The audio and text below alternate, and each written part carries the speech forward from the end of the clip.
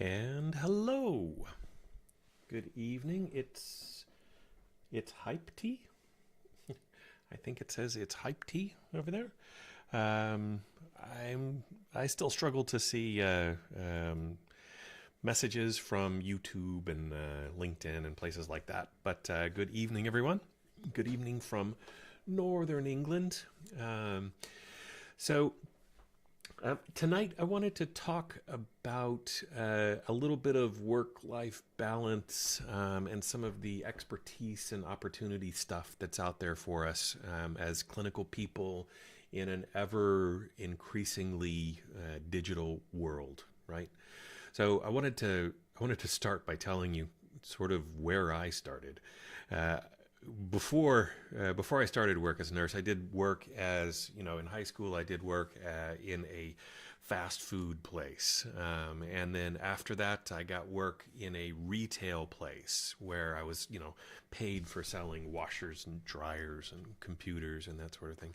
And in both of those places, I had time cards and literally a piece of stock with my name at the top, and I put it down in the clock, and the clock clunked it and put a stamp on it, and then I went to work, and at the end of my shift, I clunked it and went back out, and I thought, when I get a degree, I'll be done with that small indignity.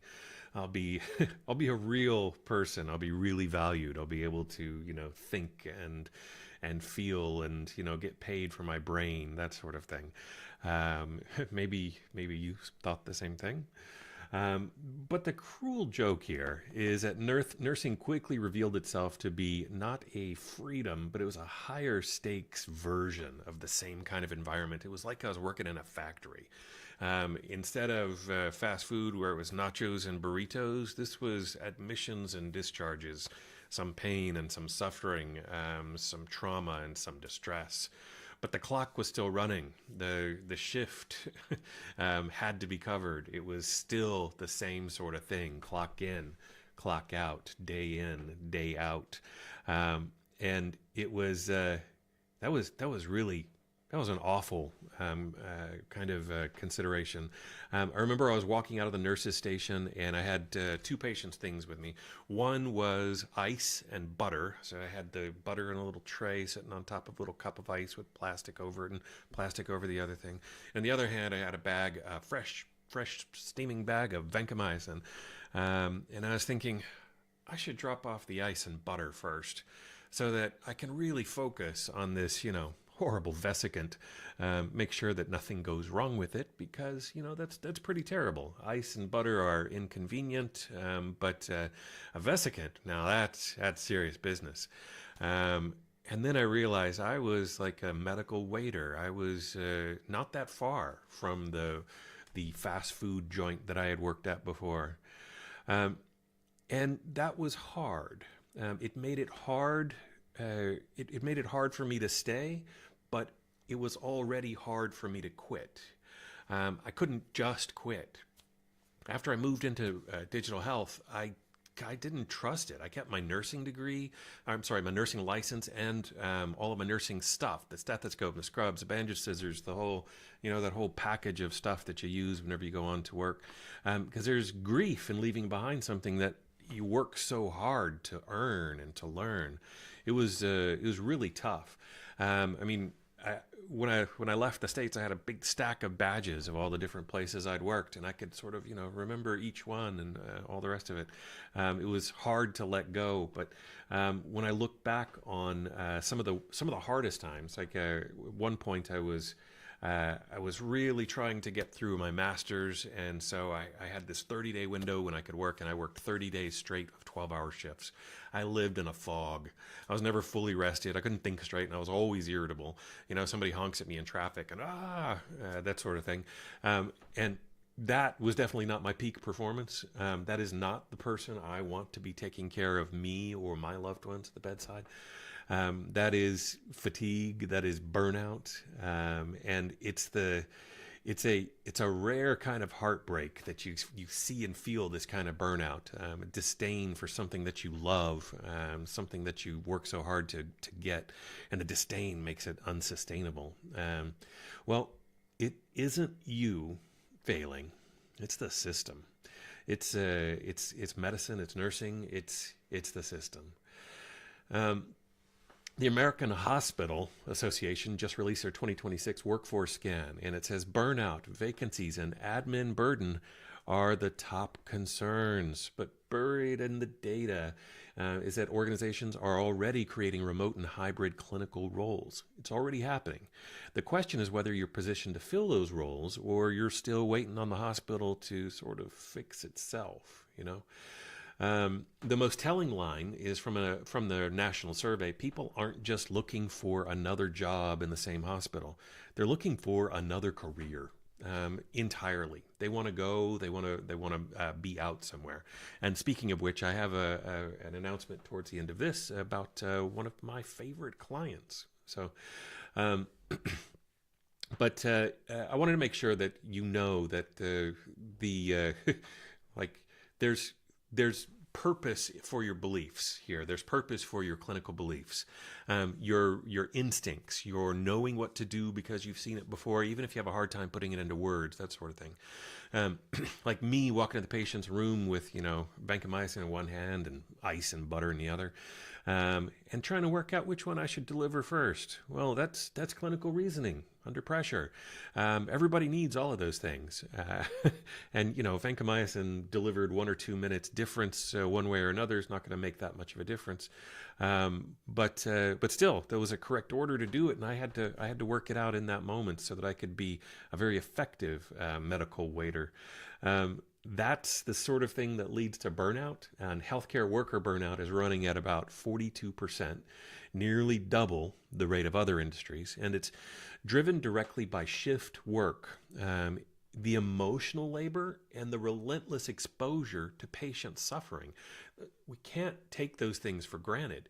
It's not a coincidence. This structure is set up to take everything it can from us. And so when you leave the structure, most of us leave healthcare entirely. I considered that at one point, even tried it. But we don't have to do that. We can switch our approach to healthcare, and instead of taking care of 6 or 8 patients per shift, we can create systems that are going to take care of 600 or 800,000 patients. It's not a step down. It's not a fake nurse. It's not an out. It's another version of healthcare. It's another way to be attached to healthcare, where you don't abandon your mission. You just find a structure where you can sustain it.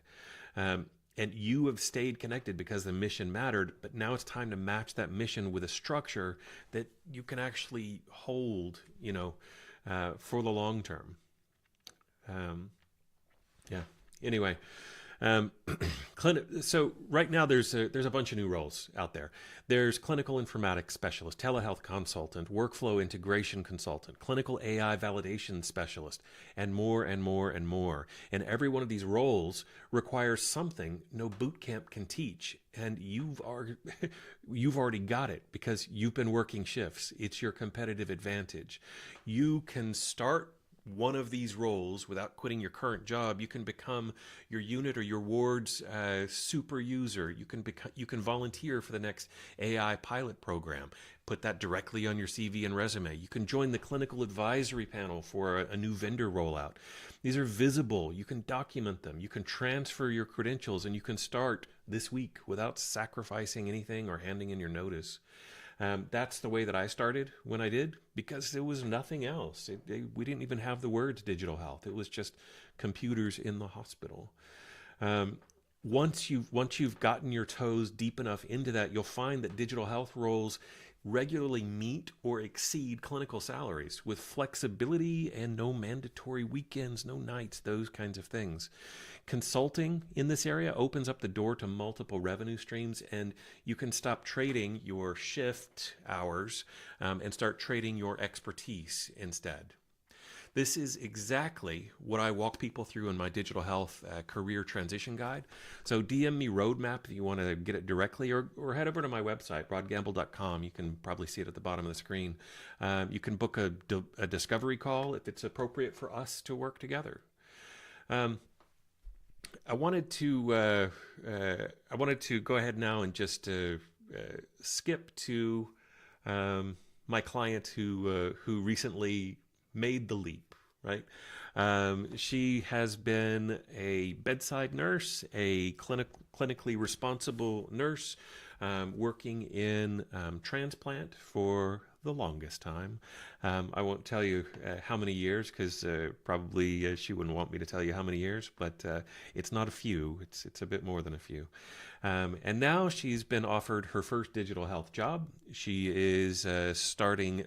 She is starting soon, and she has moved from Illinois, working in the United States, to working in Ireland. And she's starting in this whole new career in a whole new country and never having to stand at the bedside again. This is a completely new chapter of life for her. So it's a big difference. It is a tremendous switch in life, and she's got tons of experience. She didn't have to go back and retrain from scratch. She didn't need a computer science degree like I wasted my time getting. She needed someone, me, to show her how to put what she already had into exactly what digital health was looking for. It was different verbiage. It was a different mindset, a different approach. So if you're watching this from a hospital break room right now, or you just got off a night shift and you're dreading going into one, I want you to hear this. Her story is not an exception. It's the template.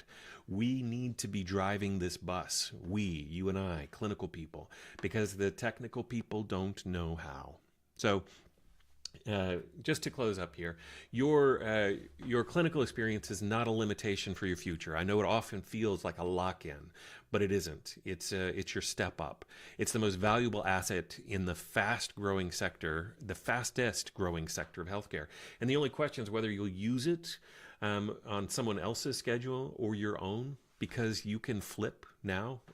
It's been, I think, 3 months since I started working with the successful client I just told you about, and she's in another country, in another job, in another life. So DM me Roadmap, I'll send you a transition guide, or go to my website, rodgamble.com, and we'll map it out together.